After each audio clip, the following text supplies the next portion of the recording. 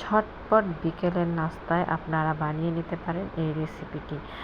এখানে আমি নিয়েছি 1 কাপ পাতাকপি কুচি, পেঁয়াজ কুচি, রসুন কুচি, মরিচ কাটা ছোট ছোট করে। তার মধ্যে নিয়ে নিয়েছি 1/2 কাপ ডাউল বাটা, যে কোনো ডাউল নিতে পারেন। চাউলের গুঁড়া 1/2 কাপ, 1/2 চামচ ধনিয়া গুঁড়া, 1/2 চামচ মরিচের গুঁড়া, 1/2 চামচ হলুদের গুঁড়া, 1/2 চামচ জিরার গুঁড়া, সামান্য পরিমাণে তেল নিয়ে এটা সুন্দর করে মেখে নিতে হবে। লবণ দিতে হবে, যেটা আমি বলতে ভুলে গিয়েছিলাম। এখন সুন্দর করে মেখে নিলাম। এখন আমি চুলায় চলে গেলাম, একটা কড়াইতে তেল দিয়ে সেটা গরম করে এই মিশ্রণটা আমি সুন্দর একটা শেপে, পাকোড়া শেপে দিয়ে মিডিয়াম আঁচে কিছুক্ষণ ভাজতে হবে।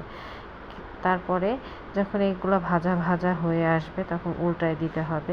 এক পাশ হলে আর এক পাশ উল্টায় দিতে হবে। দেখুন এক পাশ হয়ে গেছে, আমি উল্টে পাল্টে দিচ্ছি।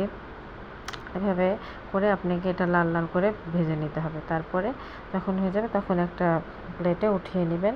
উঠিয়ে নেওয়ার পরে যখন ঠান্ডা হয় তখন এটা সুন্দর করে আপনার যে মুড়ি মাখা খেয়ে খেতে পারেন, এমনিও খেতে পারেন, যার যেমন ভাল লাগে সে সেভাবে খেয়ে নিতে পারেন।